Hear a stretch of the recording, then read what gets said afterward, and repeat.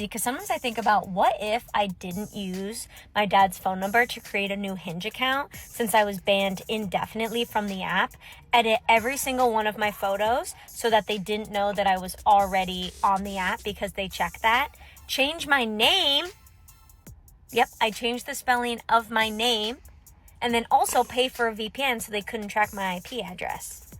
Stop it. Get some help. If you have to go through several levels of security breaches to obfuscate the rules of a dating platform, maybe you shouldn't be using that dating platform. So any man you potentially got, which you say you just got you a new boyfriend, I would argue that that is not your boyfriend. You just got yourself a new victim. All right, just finished my date. Here's my consensus. My fucking pussies. Dating is stupid. Like, why are people so nonchalant, go with the flow? You're not getting an award for being go with the flow, for not being a decision maker. That's not a good quality to have, actually. No. Honey, you've got a big storm coming. You know the types of men that these women are going out with. These types of men are men that, let's just say the women they date, they have plenty more of those same types of women lined up for them. So yeah, they're in absolutely no hurry. Oh, take her swimming on the first date. Make sure she's not chopped without makeup.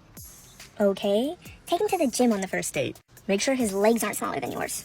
Or you can just ask him on the date to lift up his pants leg. Most men really have no issue showing a woman his legs. Men used to go to war, but forget war. Because war right now with what's going on, we don't want war. But men used to go to work and be happy to provide. Now we got men showing us their skincare routine.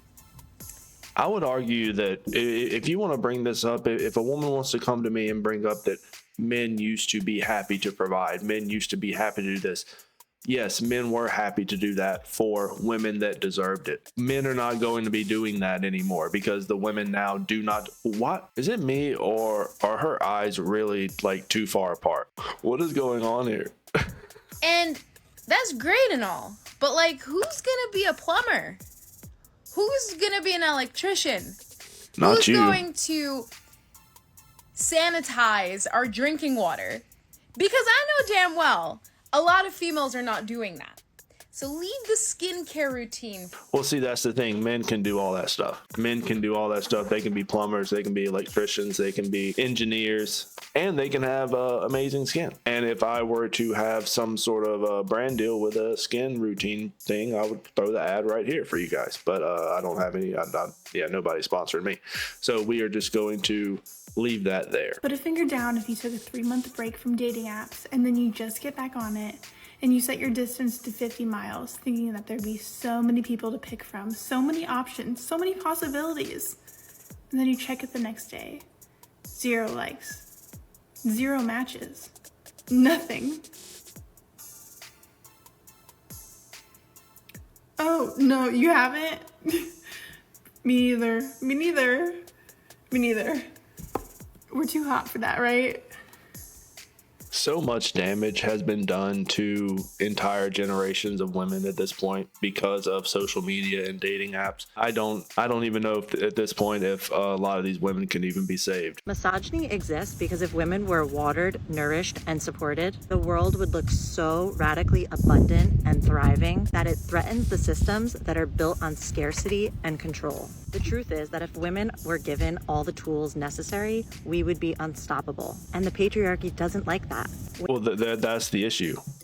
If women were given all the tools to succeed, the that doesn't make any sense. Because men were not given tools. Men had to make the tools. Men made the tools to make the country. But a woman is sitting here on TikTok saying, oh, well, if they just give us the tools to do it, then we'll be able to do it. That's not how any of this works. We have got to stop trash talking these men, especially in front of our boys. Because what do we think these boys are going to grow up to be one day? These boys are going to grow up to be men one day, and they're going to remember what their mom said about men, and they're going to go ahead and associate that with themselves now. We have got to start speaking life onto our boys. Because I know one thing for sure is what you say to a child will stick. And this is something I brought up in the past so many times. I brought this up, last year sometime. I made a whole video about it. And this is a really big issue because you have entire generations of single moms raising boys. And these women are talking negatively about men in general in front of these boys. And so, yes, obviously they are going to associate women with negativity. And all that's going to do is breed more negativity. So women are now starting to, I guess, realize it. I don't know. This video got 900 likes, so nobody really gave a shit about it. But I mean, yeah, if this is why I will always speak out against single moms. I think it is probably the worst way to go. With boys, even if it's a daughter, I think it's better to let the dad be a dad, take control of the family like he should. Let the single mom, if she wants to have her 304 phase or go on Miami vacation, she can do that. But give the kids to the dad. Give the kids to the better parent, because at this point, you are ruining kids' lives. I'm probably late to the party, but have you guys heard of this chopped man thing? It basically is this new term that people are using to talk about how men are very, very unattractive nowadays. But the thing that gets me, other than it being mean, is the fact that the women who are commenting on the men's looks, the chopped men's looks, are not good looking by any stretch of the imagination. And I'm not saying any of this to be mean. I'm truly not. But like... The thing is that it was very funny. I don't know if it was satire. I'm going to go ahead and say that it wasn't. But whenever I saw the video of the woman complaining about all of the men that were unattractive and I saw what she looked like, I honestly thought that it was some sort of comedy account. It is what I thought it was. You know, it just seemed like this crazy comedy sketch. And then there was a second video replying to it. And then this woman was speaking out about it as well. And this woman looked like some sort of weird, she looked like a mixture between like Alvin and the Chipmunks and a fire hydrant. Like she had the weirdest head.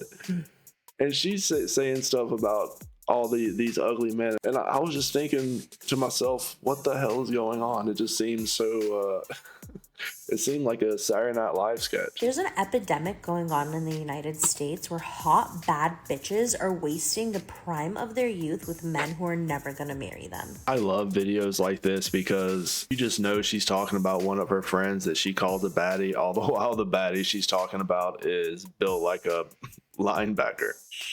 I think men want sugar daddies. Men, why don't you want to naturally provide for your ladies? Don't you want to see her in Pilates? It's men have no issue providing. Absolutely. It is something that I think a lot of men would feel great doing. My only issue is that I don't think any of these women are worth providing for. They don't really offer you anything. They don't want to work, but also they don't want to really do anything for you, and then they don't want to do anything for either the relationship or the family. They just want to exist, and that just doesn't sit right with me. I'm not anyone's lapdog. I'm not anyone's servant. I'm an adult. You're an adult. I don't mind providing, absolutely, but you have to provide something as well. And when I think of terms like 50-50, I don't really think of payment 50-50, because again, I pay all my own bills. I pay all my own stuff, period. Obviously, there has to be some sort of provisions on her part. She has to provide something to enhance my quality of life since I am enhancing her quality of life. That's the way I see it. So I'm going through a divorce, and the Yeah, other day I had to humble myself and tell my ex that I am no longer able to afford my lawyer, and I need to just surrender to whatever happens. And these last couple weeks he's been a little bit nicer, so I figured by me being vulnerable he would maybe have a heart.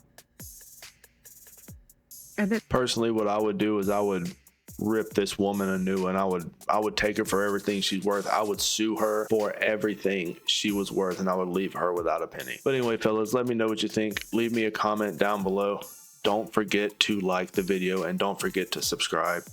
I really do appreciate it. Later.